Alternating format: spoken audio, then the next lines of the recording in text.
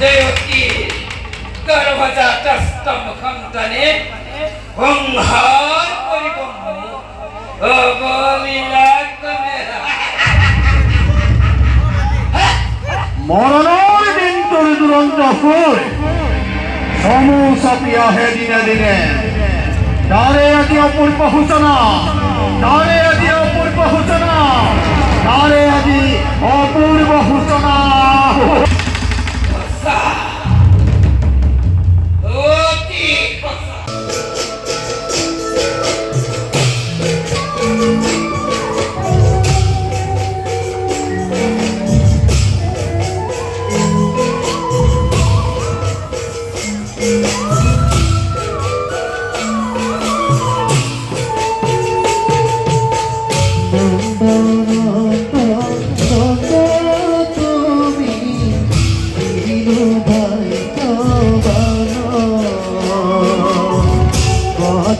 পুণ্যর ফলে পাইলা পুত্র নন্দন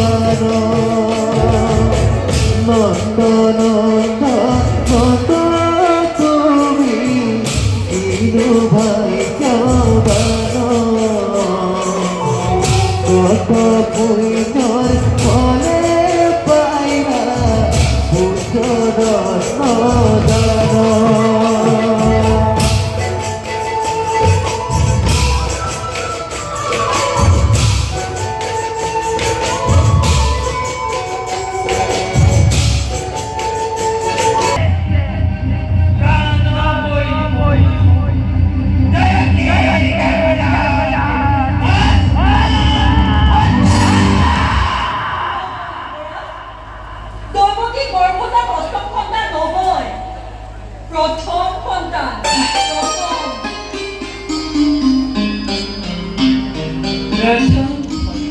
আজি সুদীৰ্ঘ 10 বছৰৰ পাছত আমাৰ এই অঞ্চলত ৰাস উৎসৱৰ আয়োজন কৰা হৈছে।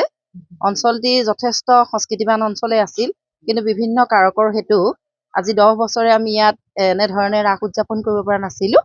এইবাৰ দুদিনীয়া কাৰ্যসূচীৰে ৰাস উৎসৱ আয়োজন কৰা হৈছিল। প্ৰথম দিনাখন সম্পূৰ্ণ পুৰুষৰ দ্বাৰা নাট্যাংশ কৰা হৈছিল আৰু নৃত্যত পুৰুষ আৰু মানে সৰু সৰু ল'ৰা ছোৱালীখিনিয়ে অংশগ্ৰহণ কৰিছিল। আৰু আজি নিশা আমাৰ সম্পূৰ্ণ মহিলাৰ দ্বাৰা যি নাট্যাংশ আছে সেই নাট্যাংশখিনি আমাৰ মহিলাৰ দ্বাৰা অনুষ্ঠিত কৰা হ'ব। তাৰ কাৰণে আমি আজি সাজু হৈ আহিছোঁ। মই হয় সম্পূৰ্ণ পুৰুষৰ চৰিত্ৰখিনি মহিলাই ৰূপায়ণ কৰিব। মই কালকেতুৰ ভাৱত অভিনয় কৰিছোঁ। মই মানে অকণমান আপোনালোকক তাৰে চৰিত্ৰটিৰ এটা সংলাপ আগবঢ়াইছোঁ। মহাকাল কালকেতুৱে কৰিছে অংগীকাৰ, প্ৰলয়ৰ ঘণ্টা বাজিব এবে সিংহনাদ কৰি, ধুমুহা বজ্ৰপাতে কঁপাব মথুৰা, মৃতদেহৰ ভৰত তুলপাৰ হব স্বৰ্গ মৰ্ত্য পাতাল, ৰক্ত প্লাৱন হব পৃথিৱীত, আনন্দোচ্ছল শান্তিপূৰ্ণ মথুৰাত হব অগ্নিবৃষ্টি শিলাবৰ্ষণ ৰক্ত প্লাৱন।